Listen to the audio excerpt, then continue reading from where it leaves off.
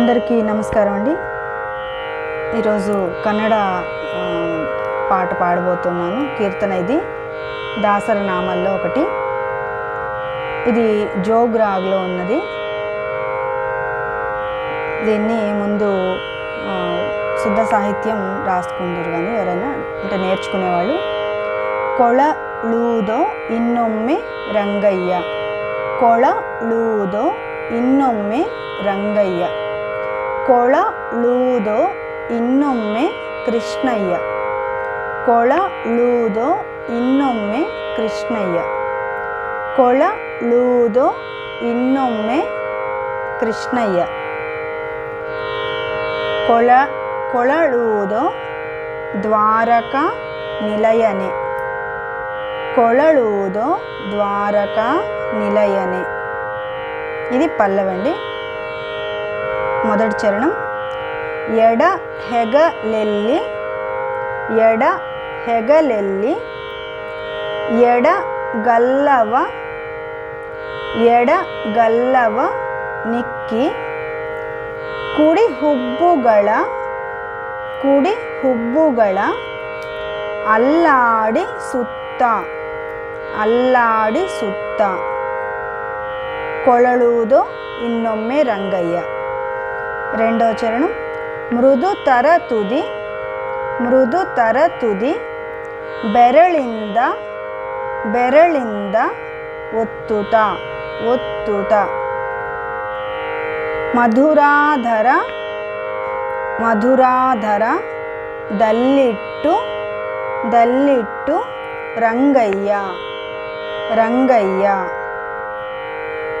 ನಾದಮೂರುತಿ, ನಾದಮೂರುತಿ ಗೋಪೀಜನ ಲೋಲ, ಗೋಪೀಜನ ಲೋಲ, ಶ್ರೀದ ವಿಠಲ ಗೋಪಾಲ ಬಾಲ, ಶ್ರೀದ ವಿಠಲ ಗೋಪಾಲ ಬಾಲ, కొళళూదో ಇನ್ನೊಮ್ಮೆ రంగయ్య. ఈ దాసరనామాలు రచించిన వారు శ్రీద విఠలుడు అండి. అందుకని ముద్రానామం వచ్చి శ్రీద విఠల అని వస్తుంది చివరి చరణంలో. శ్రీ గణేశాయ నమః, శ్రీ సరస్వతి అయ నమః, శ్రీ గురుభ్యో నమః. కొళళూదో ಇನ್ನೊಮ್ಮೆ ರಂಗಯ್ಯ, కొళళూదో ಇನ್ನೊಮ್ಮೆ ರಂಗಯ್ಯ, కొళళూదో ಇನ್ನೊಮ್ಮೆ ಕೃಷ್ಣಯ್ಯ, కొళళూదో ద్వారకా నిలయనే, కొళళూదో ద్వారకా నిలయనే, కొళళూదో ಇನ್ನೊಮ್ಮೆ ರಂಗಯ್ಯ, కొళళూదో ಇನ್ನೊಮ್ಮೆ ಕೃಷ್ಣಯ್ಯ, కొళళూదో ద్వారకా నిలయనే, కొళళూదో ద్వారకా నిలయనే, కొళళూదో ఊదో ఊదో ಇನ್ನೊಮ್ಮೆ ರಂಗಯ್ಯ, కొళళూదో ఊదో ఊదో ಇನ್ನೊಮ್ಮೆ ಕೃಷ್ಣಯ್ಯ, కొళళూదో ద్వారకా నిలయనే, కొళళూదో ಇನ್ನೊಮ್ಮೆ ರಂಗಯ್ಯ.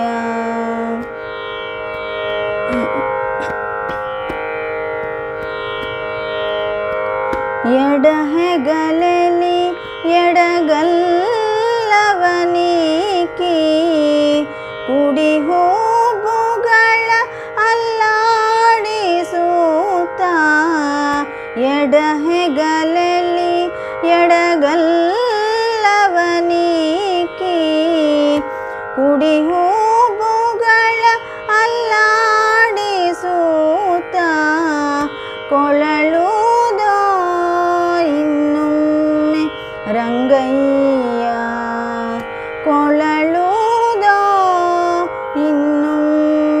ಕೃಷ್ಣಯ್ಯ ಕೊಳಲುದೋ ದ್ವಾರಕಾ ನಿಲಯನೆ ಕೊಳಲುದೋ ಇನ್ನೊಮ್ಮೆ ರಂಗಯ್ಯ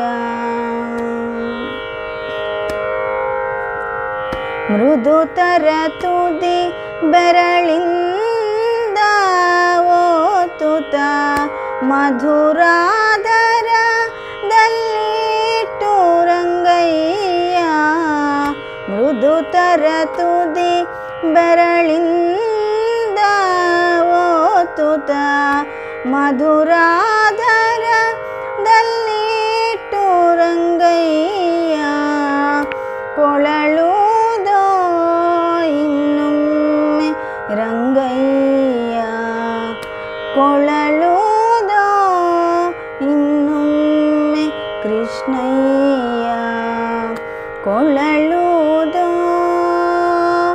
ದ್ವಾರಕಾ ನಿಲಯನೆ ಕೊಳಲುದೋ ಇನ್ನೊಮ್ಮೆ ರಂಗಯ್ಯ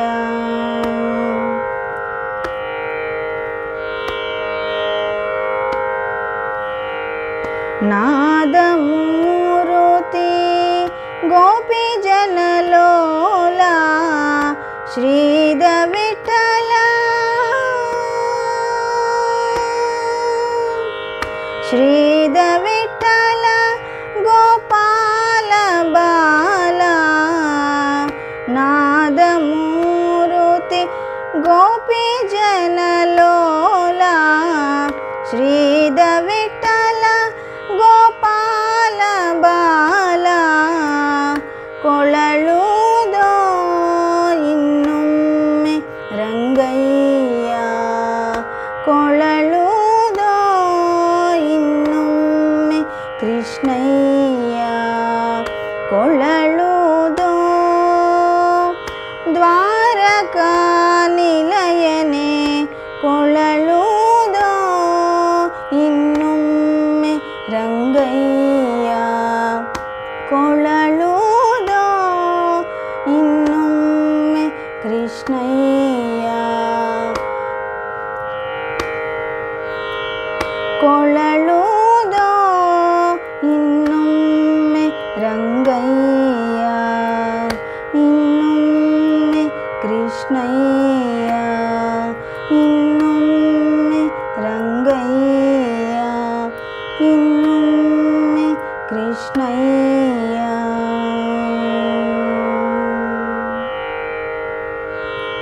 ధన్యవాదాలండి. దాసర నామాల్లో ఇది జోగ్ రాగ్లో ఉన్నదండి ఈ కృతి. దీన్ని రాత్రిపూట పాడతారట.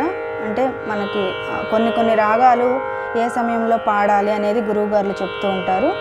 అలాగా ఈ పాటని అంటే ఈ కీర్తనని మనము రాత్రిపూట పాడితే అది అద్భుతంగా ఉంటుందట. రచన వచ్చి శ్రీద విఠల గారి రచించారు దీన్ని, దాసర నామాన్ని. అంకిత నామం కూడా శ్రీద విఠల అని వస్తుంది చివరి చరణంలో. ధన్యవాదాలండి.